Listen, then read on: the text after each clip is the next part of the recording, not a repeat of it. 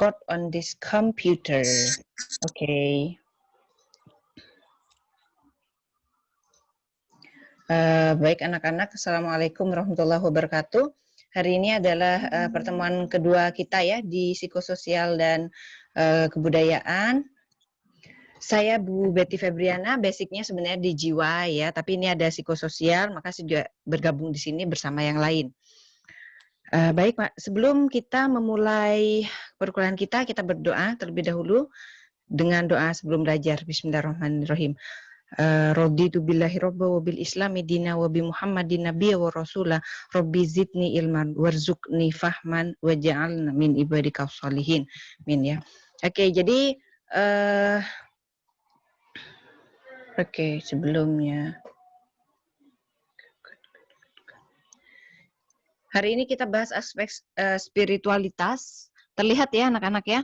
Aspek spiritualitas ini adalah salah satu aspek yang penting di dalam keperawatan. Kenapa? Karena kita tahu bahwa nursing atau perawat itu terdiri dari 4 bagian, yaitu bio, psiko, sosio, dan spiritual. Ada secara biologis, cepat sekali nih ya. Ada yang jelas di situ ada spiritualitas juga. Untuk apa spiritualitas ini ada gitu ya? Ini untuk membantu gitu memenuhi kebutuhan spiritual meskipun kita berbeda keyakinan ataupun keagamaan dengan klien. Jadi tidak ada alasan gitu untuk kemudian karena alasan perbedaan gitu ya, perbedaan spiritualitas kemudian kita tidak membantu klien, itu salah ya, karena ini adalah jasa atau kita membantu sesama manusia. Dalam Islam juga seperti itu. Ibu mohon maaf, suaranya tidak terdengar. Urgensi dari pengobatan. Contoh misalnya kita ada seseorang yang datang, yang satu misalnya sesak nafas, gitu ya. Kemudian Mohon maaf, suaranya nggak kedengaran, Bu. Suaranya nggak kedengeran. Yang lain kedengeran? Suaranya Bu. Tidak kedengaran, Bu. Jelas, Bu. Tapi yang lain bilang jelas itu. Cek, jelas? Belum, Bu. Banyak yang tidak jelas. Suaranya kecil, Bu.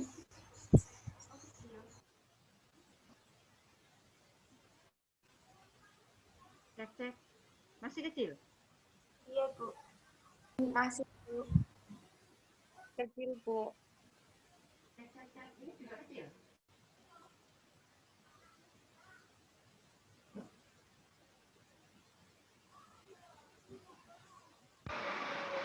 Cek, ini kecil atau gimana anak-anak? Kedengeran? Sudah kedengaran, Bu. Alhamdulillah. Sudah, Bu. Oke. Oke, sudah kedengeran ya. Ini udah.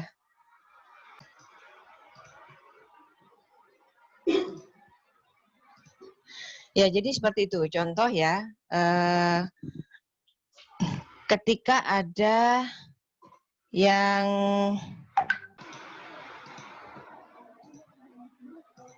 ya, jadi seperti yang Ibu bilang tadi, kita lanjutkan ya, bahwa misalnya ada dua, dalam Islam juga seperti itu. Ketika kita berhadapan dengan siapapun itu, maka tidak membedakan agama, suku, dan sebagainya. Dalam Islam tidak diajarkan seperti itu. Jadi semua sama. Contoh nih, kalian kerja di IGD gitu ya, shift malam misalnya, tiba-tiba ada orang yang datang, yang satu cedera kepala berat gitu ya, tapi dia orang non-Islam. Kemudian yang satu lagi dia ini diare saja begitu. Mana yang harus ditangani duluan? Secara urgenitas itu adalah yang cedera kepala berat. Tidak boleh kemudian, wah ini nih bukan non-Islam nih gitu. Udahlah nggak usah gitu kan. Tidak boleh seperti itu gitu ya. Jadi tidak ada yang kemudian tidak boleh gitu ya, yang kemudian itu kita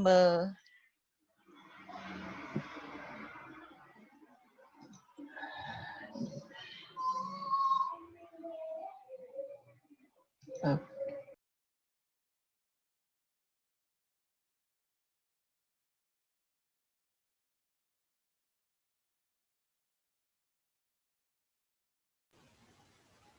Ibu mohon maaf, kemute. Oh iya, mute ya. Ya, jadi tidak boleh kita kemudian membedakan anak-anak ya. Tetap harus profesional di situ karena spiritualitas itu tidak pernah kemudian membuat ada batas gitu ya. Nah, apa sih sebenarnya spiritualitas? Coba saya tanya sama kalian. Spiritualitas itu apakah hanya terkait agama saja? Tidak ya. Orang kalau ngomong spiritualnya bagus ya, itu bukan hanya agama saja, gitu ya. Jadi menurut Burkhardt ini spiritualitas itu berhubungan dengan arti dan tujuan hidup, ya. Tapi sebenarnya kalau dalam Islam spiritualitas itu ya ad-din itu, karena Islam itu ad-din ya, ad-din sama dengan Islam. Kalian bisa boleh catat ya. Itu mencakup way of life, gaya hidup ya, dari kita bangun tidur sampai tidur lagi itu diatur oleh hukum-hukum Islam. Makanya Islam itu bukan agama, karena agama gitu ya, bukan, tapi ad-din. Kalau di Al-Qur'an dikatakan ad-din. Jadi spiritualitas sama dengan Islam itu benar gitu. Tapi kemudian ketika spiritualitas sama dengan mohon maaf ya Kak, Kristen atau Hindu itu Buddha itu bukan ya. Karena itu adalah agama ya. Ad-din dan agama sebenarnya punya pengertian berbeda. Ya, kalian bisa tanya nanti di ini kelas agama Islam gitu ya. Kenapa? Karena salah satu di sini menemukan arti dan tujuan hidup. Kalau orang Islam sudah jelas ya tujuan hidup itu untuk beribadah kepada Allah di Az-Zariyat 56 ya. Khalaqtul jinna wal insan illa liya'budun, dan kami tidak menciptakan manusia itu kecuali untuk beribadah. Dan ibadah dalam Islam itu dari bangun tidur sampai tidur lagi, Ibu bilang itu ya. Ketemu teman itu adalah bagian dari ibadah. Dalam Islam diatur semuanya. Contoh ya, tadi seperti Ibu bilang, habluminallah, habluminan nasnya diatur, cara kita berpakaian bahkan diatur. Apakah dalam agama lain diatur? Tidak. Gitu ya, ada perbedaan di situ yang mendasar. Nanti kita bahas kapan-kapan ya. Kemudian di sini juga ada mempunyai perasaan keterikatan dengan diri sendiri dan dengan yang maha tinggi di sini ya. Habluminallah lah kalau dalam Islam seperti itu. Nah, menurut Stoll di spiritualitas itu adalah dimensi vertikal. Vertikal begini ya, hubungan seseorang dengan Tuhannya. Carson juga seperti itu. Kebutuhan untuk mempertahankan atau mengembalikan keyakinan dan memenuhi kewajiban agama. Nah, kalau dalam Islam, agama itu bukan hanya sholat saja, bukan hanya puasa saja, bukan hanya sembahyang saja, seperti agama lain ya. Ke tempat ibadahnya udah selesai, keluar dari itu tidak terikat, tidak. Dan Islam terikat. Sholat di masjid, keluar dari masjid ya tetap terikat dengan Islam. Menutup aurat gitu ya, hubungan suami istri juga diatur. Kemudian hubungan antar sesama manusia ketika sewa menyewa, pinjam meminjam, itu semua diatur dalam Islam. Akad gitu ya. Kemudian hubungan lawan jenis diatur juga ya, tidak boleh atau haram hukumnya berpacaran. Kalau mau nikah, nikah. Kalau nggak mau nikah, belum kuat ya puasa. Gitu aja kalau dalam Islam, simple. Tidak ada yang namanya pacaran. Pacaran itu dosa, justru mendekati zina. Ya, la taqrabuz zina, janganlah mendekati zina. Itu kalau dalam Islam. Makanya ada perbedaan spiritualitas ya dalam agama lain dengan dalam Islam ya. Dicatat mungkin keluar nanti UTS ya. Nah, ini di buku Potter and Perry ya. Jadi kalau kalian seandainya sekarang ini offline, ada buku tebal gitu, buku kitab keperawatan, Ibu punya yang asli loh ya, ada badaknya ya. Ya, Potter Perry itu kalian buka lah tuh. Dasar, semua keperawatan dasar ada di situ. Cara menyuntik, cara menginfus, wah lengkap ya. Kalian boleh beli, boleh yang bajakan juga boleh ya. Terserah semampunya ya. Nah, spiritual di sini dikatakan bahwa dia sangat terhubung dengan baik dengan kesehatan. Kemudian mental emosional dan juga fisik di situ. Kenapa? Kalau orang ya ad-dinnya, kita berbicara Islam saja ya. Karena Kalau agama lain saya tidak paham ya. Ad-din ya, dalam Islam saja ketika sehat, ketika baik sholatnya, maka baik semuanya. Begitu kan yang dijanjikan? Ya, karena ada nilai mental emosional di dalamnya. Orang yang rajin sholat bukan hanya rajin, tapi dia kemudian sholatnya itu ada di hati itu. Maka secara mental gitu ya, secara emosi dia akan baik gitu ya. Dia akan baik. Kemudian hubungan dengan orang lain itu secara fisik dia juga akan baik ya. Kenapa? Contoh ya, karena Ibu ngajar jiwa, manajemen emosi di dalam Islam itu juga diajari. Kalau kita marah suruh ngapain? Wudhu, ya kan? Istighfar dulu, astagfirullahaladzim, astagfirullahaladzim. Gak selesai disuruh wudhu, ya. Gak selesai disuruh sholat, kan begitu. Biar setannya kabur. Kemudian ketika berdiri, ya kita marah disuruh duduk. Ketika duduk disuruh berbaring.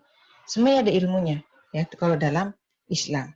Makanya kenapa ketika ada penerimaan di situ, contoh nih ya, salah satunya orang sakit gitu ya. Kalau kita seorang muslim, sakit itu kan persepsi sakit setiap orang tuh berbeda-beda anak-anak, tergantung keyakinan. Keyakinan seorang muslim sakit itu bukanlah musibah. Sakit itu adalah rasa cintanya Allah kepada kita. Kok bisa sih Bu dibilang cinta wong dikasih sakit kok? Loh, ada hadis yang mengatakan bahwa setiap kesakitan yang diderita oleh seorang muslim, bahkan ketika dia tertusuk duri sekalipun, dia akan menggugurkan dosa-dosanya. Oh, Masya Allah, ya kan? Allah menggugurkan dosa-dosa kita dengan cara-cara yang lain. Contohnya ya sakit tadi. Makanya kenapa orang sakit dalam Islam nggak boleh?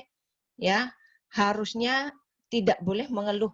Aduh, kok kayak gini terus ya? Nah, kalau orang banyak ngeluh itu udah mentalnya ini turun, ya ibadahnya kurang, syukurnya kurang, sudahlah makin sakit, gitu ya. Nah, ini ya. Di Indonesia ini atau di dunia ya, ada yang namanya agama, ada yang namanya kepercayaan. Beda Bu, beda. Ya, agama itu ya sistem ibadah yang terorganisir. Ya kalau dalam Islam Ibu bilang ini Ibu bedakan di sini ad-din ya Islam. Dia mengatur seluruh kehidupan kita, way of life gitu ya. Tapi kalau agama yang lain ya dia hanya ibadah ya. Ibadah yang kemudian berhubungan dengan ritual tertentu. Contoh ke tempat-tempat ibadahnya, udah begitu aja. Sedangkan kepercayaan tuh misalnya animisme ya, kepercayaan terhadap patung, pohon-pohon, nah itu kepercayaan saja. Yaitu dia jelas hanya mengatur wong yang dipercaya itu benda-benda makhluk gitu ya, makhluk-makhluknya Allah saja.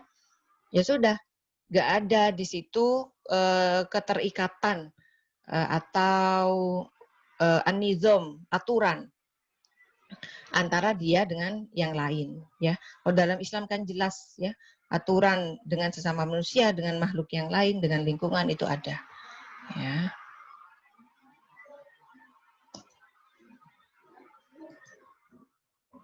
Kemudian nah, ini adalah karakteristik spiritualitas, yaitu ada Tuhan gitu ya, diri sendiri, manusia lain dan lingkungan. Ini Ibu berikan bahasa Arabnya ya, karena ini dominan Islam ya. Ada yang non-Islam di sini mungkin? Ada anak-anak? Halo? Tidak, Bu. Alhamdulillah. Alhamdulillah, jadi kita bisa sangat menjiwai ya. Hablum minallah, hablum minan nafsih. Bahkan untuk diri sendiri saja diatur. Apa contohnya? Makanan yang halal dan toyib kalau dalam Islam. Dan ternyata makanan halal dan toyib ini yang akan membawa kesehatan juga. Ya, jadi bukan dalam Islam itu tidak hanya halal anak-anak, tapi toyib. Cilok misalnya ya, cilok mecinnya banyak gitu ya. Atau gorengan dengan minyak yang menghitam itu, kira-kira halal nggak? Halal ya. Ibu dijawab ya anak-anak ya. Halal ya, tapi toyib tidak. Belum tentu. Iya, tidak toyib. Contoh lagi, untuk orang penderita diabetes, gitu ya, diabetes atau darah tinggi, durian halal nggak? Dibeli ya dengan uang sendiri, uangnya halal. Halal nggak? Halal. Tapi toyib nggak buat mereka? Tidak toyib ya. Kenapa? Karena orang-orang dengan penyakit tertentu, mereka mempunyai pantangan-pantangan tertentu. Nah, itu makanya itu yang dimaksud dalam Islam. Masya Allah ya, begitu indahnya Islam. Makin ibu jatuh cinta sama Islam ya, itu untuk diri sendiri, gitu ya. Untuk hablum minan nas, untuk orang lain. Kita sebagai perawat harus menghargai orang lain, menghargai hubungan kita dengan orang lain, gitu ya. Hubungan dengan sejawat, gitu ya, dengan dokter, dengan rekan dan sebagainya, itu akan dinilai oleh Allah. Dengan lingkungan, al-kaun, gitu ya. Bagaimana kita tidak boleh merusak lingkungan, dosa kita merusak lingkungan. Ya. Nah, itu betapa dalam Islam itu luas dan dalam. Nah, keterkaitan antara spiritualitas dan kesehatan dan sakit ya. Seperti Ibu yang sudah jelaskan tadi ya. Keyakinan spiritual itu akan mempengaruhi tingkat kesehatan dan perilaku self-care klien atau klien ya. Contoh, kalau dalam Islam kebersihan sebagian dari iman, ya kan? Nah, orang yang nggak bersih itu ya dicatat oleh malaikat, ya nggak? Dan kebersihan itu adalah bagian dari kesehatan kita. Kita aja ngambil wudhu berapa kali sehari? 5 minimal, ya kan? Oh, berapa banyak itu? Sudah mulai dari cuci tangan, bersihin telinga dan sebagainya. Itu adalah bagian. Ya saya kurang tahu kalau di ini ya agama lain.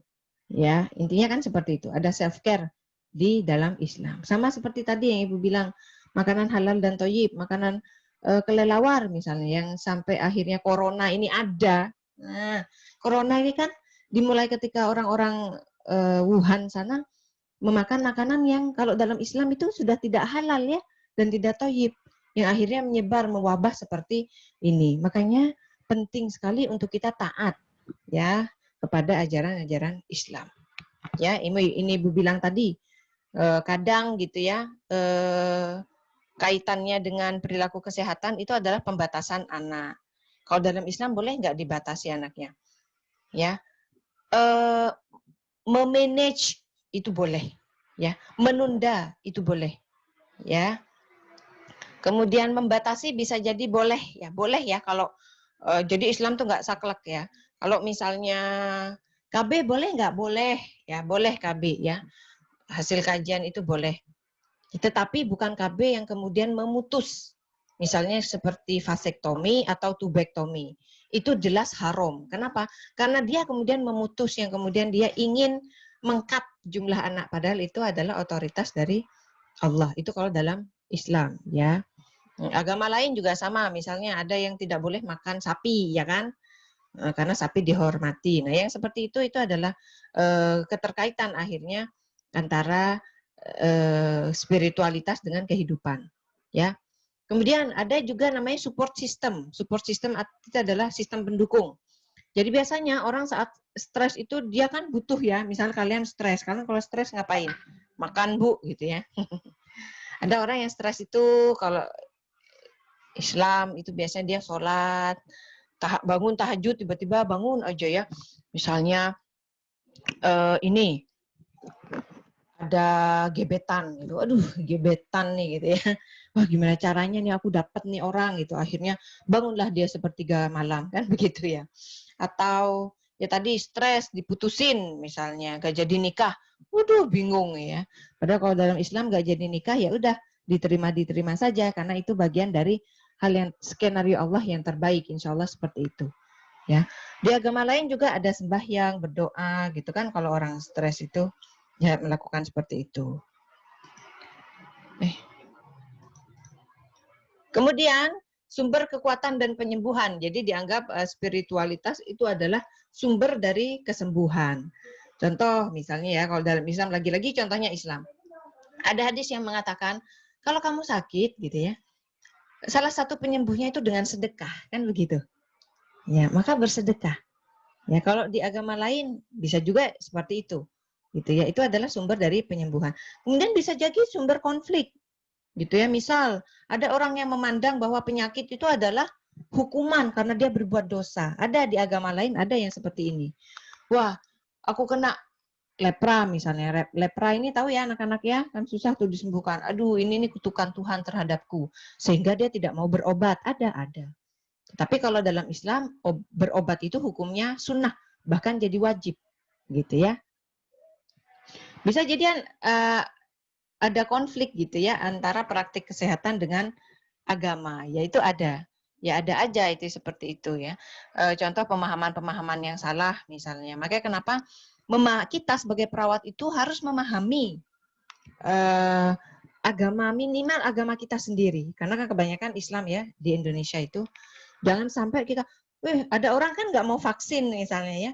Wah nggak mau vaksin, ngapain sih kok nggak mau vaksin kayak gitu. Ada orang yang berkeyakinan seperti itu dalam Islam. Karena khawatir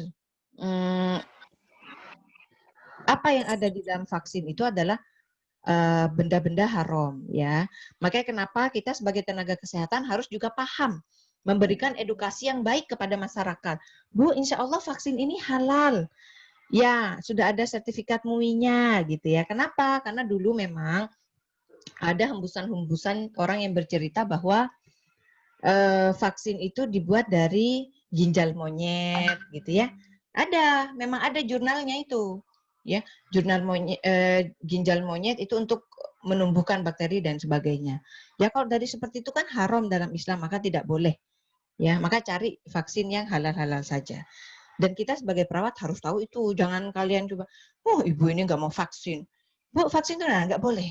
Ya, kita harus memberikan edukasi yang baik seperti ibu yang bilang tadi. Ya. Kemudian, ini adalah kalau terlalu cepat bilang ya anak-anak, ini adalah faktor-faktor yang mempengaruhi spiritualitas. Apa itu? Tahap perkembangan. Contoh, tentu saja anak kecil sama orang dewasa beda ya. Secara spiritualitas bisa lebih baik, bisa lebih buruk loh. Ya, ada orang yang dewasa stres malah minum minuman keras. Orang Muslim ada ya, ada seperti itu. Padahal itu jelas haram dan merusak tubuh ya sebenarnya, merusak ginjal. Kemudian anak kecil malah lebih baik. Misalnya anak kecil yang di TK, PAUD malah hafal doa-doa harian ya kan. Sebelum makan berdoa dulu, hafal sekali. Masuk ke kamar mandi berdoa, paham kalau kebersihan bagian dari iman sehingga ngapa-ngapain cuci tangan dulu. Lah yang gede malah nggak kayak gitu ya. Nah, itu juga berpengaruh ya. Kemudian tapi seharusnya semakin besar semakin baik kan begitu. Pola asuh nah ini juga berpengaruh. Nah, karena orang tua atau rumah itu harus jadi contoh yang baik untuk anak-anaknya. Ya, maka ketika pola asuhnya buruk ya udah dia akan buruk, dia akan sama gitu. Kemudian budaya ya, jelas budaya akan mempengaruhi. Contoh nih, Ibu dulu pernah tuh praktek di Tasikmalaya. Di situ ada namanya paraji ya. Paraji itu dukun anak gitu ya. Jadi dukun beranak. Jadi kalau orang jadi dari satu kampung itu masih ini ya, kampungnya masih tradisional banget. Jadi kalau mau ngelahirin ya harus ke paraji, kalau enggak selamat gitu. Nah, itu adalah aspek spiritualitas juga gitu. Kemudian pengalaman hidup sebelumnya. Ini juga misalnya seperti ibu ini umur 30 ya, 30-an. Ya, ibu udah punya pengalaman nih selama 30 tahun. Nah, pengalaman sebelumnya itu akan jadi bekal untuk ibu. Contoh, dulu tuh ya aku kalau punya keinginan, aku sholat hajat. Ya, sholat hajat sungguh-sungguh gitu ya, kemudian berusaha sungguh-sungguh Allah kabulkan. Maka itu akan jadi pola pikir ibu. Nanti ibu kalau punya keinginan yang bagaimana, ibu sholat hajat lagi. Nah, contoh seperti itu. Kemudian krisis dan konflik juga akan pengaruhi. Ya, contoh misalnya daerah tsunami, kemudian daerah yang terkena bencana-bencana alam itu kan pasti ada krisis konflik ya di situ.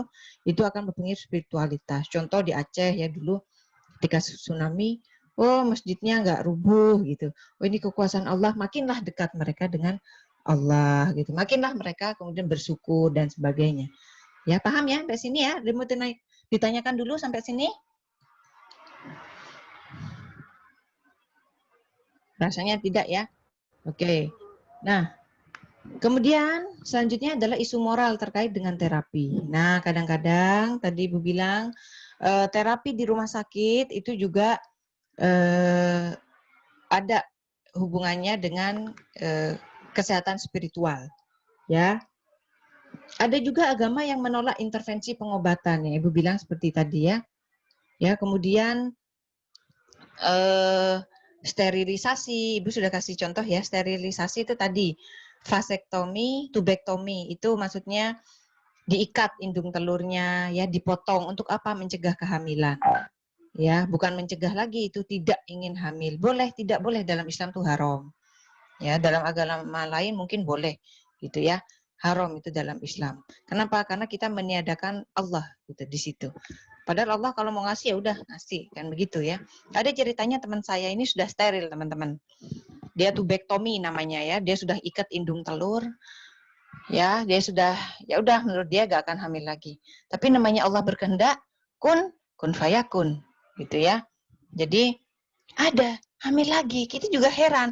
Lah kan sudah diikat, dipotong, dari mana kok bisa hamil? Nah itulah kalau Allah berkehendak gitu ya. Kemudian transplantasi organ juga. Itu dalam Islam dilihat nih seperti apa. Atau susu ya. Sepersusuan kalau dalam Islam juga dilihat nih. Sekarang kan banyak nih kalau teman-teman di WA tuh, status WA. Misalnya anak lahir gitu ya, ibunya meninggal ya, nauzubillah min zalik ya. Meninggal akhirnya cari ASI. Jangan sembarangan mencari ASI. Ya, nyari ASI ya, kemudian banyak donor ASI, kita harus memilih kalau dalam Islam. Memilih yang jelas yang non-Islam. Memilih yang Islam. Oke, ini siapa yang menulis ya? Zulfa ini. Ya, harus memilih yang Islam. Kenapa? Agar terjaga makanannya sesuatu yang halal. Juga ketika memilih kita juga harus ingat karena ASI itu sepersusuan akan berpengaruh kepada nasab. Ya, nggak boleh nikah nanti. Ya, sudah jatuh cinta nggak boleh nikah gitu ya. Karena sepersusuan, maka harus diingat dulu si A pernah nyusu sama si Bu, sama ibu si B. B ini punya anak ini. Nah, mereka jadi saudara sepersusuan, nggak boleh menikah. Ya, makanya nggak boleh sembarangan. Jangan terlalu banyak, nggak boleh nikah banyak orang ya. Cukup 1-2 ya dicatat gitu. Nah, selanjutnya adalah terkait dengan 4 isu yang mungkin timbul antara perawat dan klien. Jadi antara kita ketika kita memberikan perawatan. Apa itu pluralisme gitu ya? Pluralisme itu orang yang menganut kepercayaan yang banyak banget gitu ya. Nah, kita juga harus menghormati itu. Kemudian fear ya, berhubungan dengan ketidakmampuan mengatasi situasi atau tidak pasti dengan sistem kepercayaan dan nilai diri sendiri. Jadi, makanya kenapa kita harus mengkaji pasien itu dari segi spiritualitasnya, keyakinannya seperti apa sih terhadap pengobatan ini? Dia yakin atau enggak? Karena kalau enggak yakin, buat apa berobat gitu loh anak-anak. Ya, orang sembuh itu salah satu faktor kesembuhannya itu adalah keyakinan. Kemudian yang C adalah kesadaran tentang pertanyaan spiritual, ya, tujuan, harapan, dan cinta dalam kehidupan pribadi kita sebagai perawat. Emang kita jadi perawat untuk apa sih? Gitu ya. Untuk kerja, Bu? Boleh untuk kerja, tetapi kita harus menanamkan spiritualitas. Apalagi kita ada seorang muslim. Harus ada cinta di sini. Karena kalau nggak ada cinta, kita hanya akan maunya materi saja. Nah, itu tidak baik ya. Maka Ibu kalau sedih banget. Kalau ada perawat yang judes kayak gitu ya, mungkin capek Bu ya, tetap tidak boleh. Pasien tidak mengenal apakah kita capek atau tidak, ya. Atau yang judes gitu, atau yang mukanya nggak enak dilihat. Nah, itu tidak boleh. Itu dari segi spiritualitas sudah salah dia, sudah kalah gitu ya. Coba kalian gitu, pernah nggak ada keluarganya dirawat di rumah sakit? Nah, ketika mau jagain, ada perawat yang judes, apa kita senang? Ya kan tentu tidak ya. Maka kita boleh. Ya jangan sampai jadi perawat yang seperti itu. Para tuh harus senyum saja. Ada apa? Apalagi kalau kliennya adalah anak kecil. Iya Dek, Assalamualaikum. Itu harus senantiasa tersenyum. Tapi Bu, saya lagi ada masalah di rumah. Ya, insya Allah. Ya, senyum dulu. Ya, agar kita bahagia. Nanti masalahnya juga rontok sendiri. Ya. Kemudian yang dia adalah bingung. Kenapa? Karena ada perbedaan antara agama dan konsep spiritual. Biasanya seperti itu. Ada kebingungan antara perawat. Aduh, gimana nih menghadapi yang seperti ini, gitu ya. Kepercayaannya berbeda. Ya, atau kita kurang memahami tentang kepercayaan itu. Yang jelas profesionalitas itu juga harus dijunjung, gitu ya. Nah, ini adalah manifestasi. Manifestasi itu seperti tanda gejala ya, anak-anak. Perubahan fungsi spiritual. Ada verbalisasi distres, ada perubahan perilaku. Verbalisasi itu maksudnya dia ngomong, gitu ya. Jadi orang kalau ada perubahan fungsi spiritualnya dia ngomong, misalnya, duh, gitu ya. Misalnya, misalnya ya, ada pasien yang kemudian meninggal, gitu ya. Kemudian keluarganya bisa ngomong begini. Duh, saya merasa bersalah nih. Harusnya saya tahu lebih awal kalau suami saya itu ternyata punya jantung. Saya itu begini, saya itu kurang bisa merawat. Kok saya itu begini, kok saya itu begitu. Nah, ini adalah bentuk dari verbalisasi distres. Ya. Sedangkan kalau perubahan perilaku, ya ada perasaan bersalah, kemudian ada depresi. Depresi itu sedih, sampai gak mau makan, gak mau minum, itu ada depresi. Kemudian cemas hasil pemeriksaan. Gimana Bu, udah periksa belum? Udah, aduh semoga ya saya nggak kena kanker ya, gitu. Terus semoga ya kankernya saya nggak ganas ya, nah itu adalah perubahan perilaku, gitu ya. Atau marah, ada kan orang yang marah, kok bisa ini seperti ini, gitu ya. Kemana nih susternya? Kok nggak dirawat ini? Keluarga saya. Nah biasanya orang akan seperti itu ketika tidak menerima. Kita nggak boleh marah-marah juga. Ya, Ini juga sering marah-marah. kita nggak boleh marah-marah juga, ya.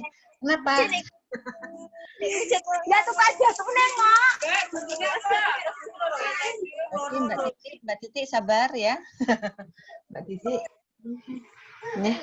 Jadi kemarahan itu adalah salah satu ekspresi, ya. Maka perawat juga harus meredam seperti itu.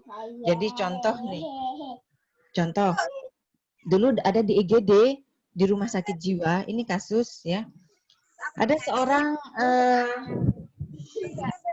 ini anak ibu ya. Jadi di IGD itu ada pasien gangguan jiwa baru datang. Ya, memang kan salah satu cirinya itu adalah perubahan perilaku ya, seperti marah dan sebagainya. Nah, pasien ini nabok perawat. Jadi dibogem gitu ya. Namanya juga orang gangguan jiwa ya. Ininya sedang. Dua, Mbak. Mbak Titi, di mute dulu ya. Ini juga lagi direkam ya. Mbak kancaku ki kancaku. Lu ketemu nang pasar sedelok tuku rombo. Lah kuliah kok ngene kok. Cindy sing piwi wae kancaku plemeran tuku sosis tuku. Oke, baik Mbak Titi.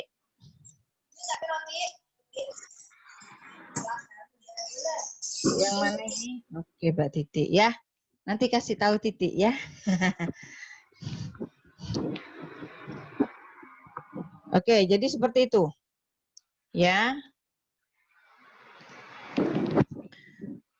Jadi dibogem itu perawat, ya. Apakah kemudian harus marah? Ya tidak boleh marah ya, wong itu orang dengan gangguan jiwa kok. Tetapi yang terjadi malah perawatnya membalas, memukul si pasien sampai meninggal. Nah, ini tidak boleh ya. Tidak boleh kita sampai seperti itu anak-anak ya. Karena itu akan merugikan diri sendiri dan orang lain. Ya.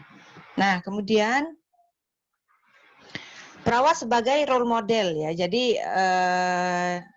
di sini dari Tyler ya, bahwa kekuatan spiritual itu harus menjadikan perawat adalah sosok yang bisa dicontoh. Ya, ada kehangatan, ada keceriaan, ada caring di situ kan, perawat itu caring ya kan, care gitu ya. Ya Ibu, ada bisa saya bantu? Oh ini begini Ibu. Ada apa Ibu? Oh itu kan sudah saya ajarin tadi. Nah nggak boleh seperti itu ya. Harus banyak latihan komunikasi. Kemudian menghargai keyakinan. Oh itu mah orangnya begini nih. Si itu tuh begini. Oh emang biarin. Nah tidak boleh juga seperti itu. Ngegosipin klien ya tidak boleh. Itu bagian dari spiritualitas. Ya. Kemudian memberikan strategi asuhan keperawatan yang baik, apalagi saat sedang distres spiritual gitu, serta peka terhadap kebutuhan spiritual klien. Misalnya klien nih, Mbak, saya ingin sholat, ya, mohon maaf, boleh nggak saya minta antar untuk wudhu? Aduh, ibu nih ngerepotin aja. Keluarganya mana bu? Gitu.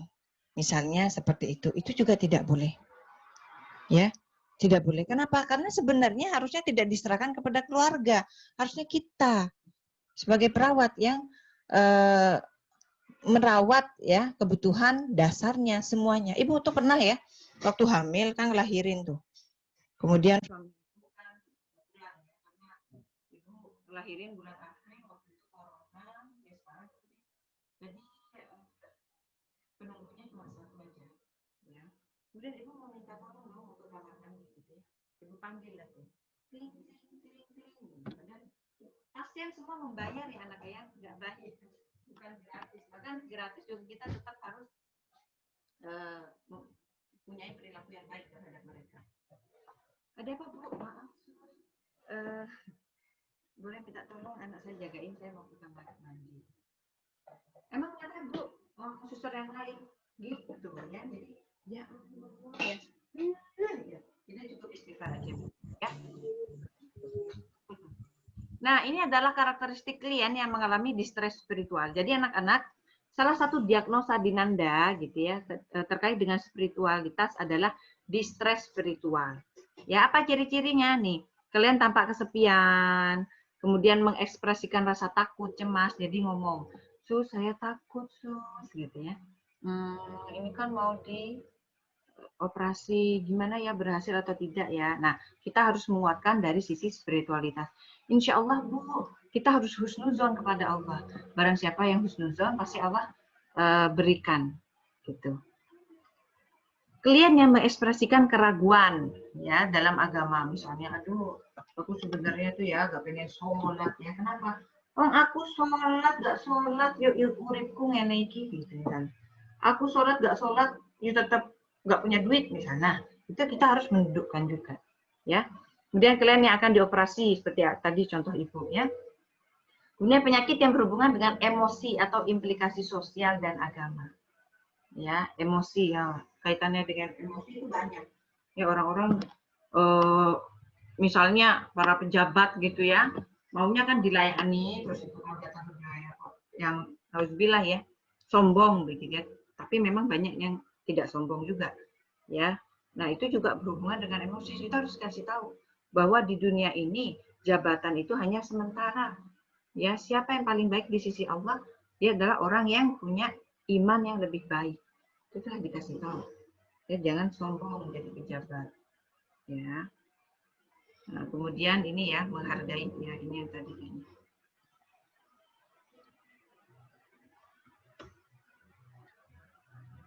Nah, ini adalah preokupasi tentang hubungan agama dan kesehatan. Maksudnya adalah gesekan ya, atau konflik.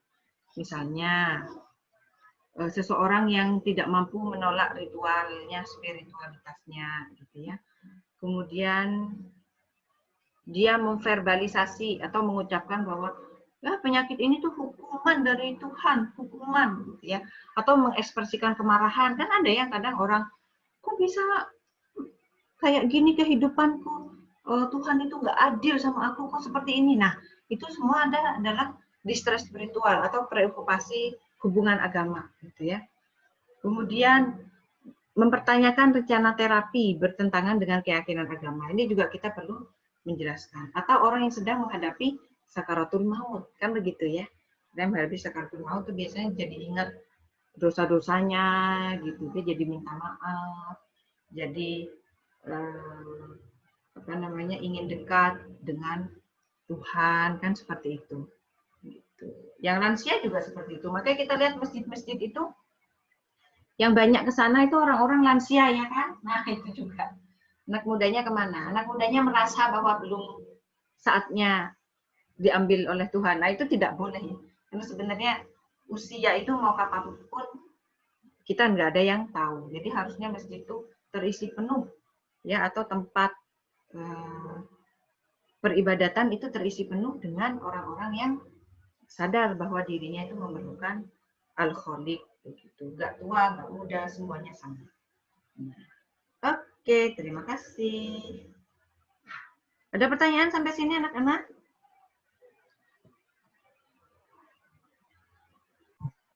Baiklah anak-anak, kita akhiri dengan bacaan hamdalah, alhamdulillahirobbilalamin, dan doa.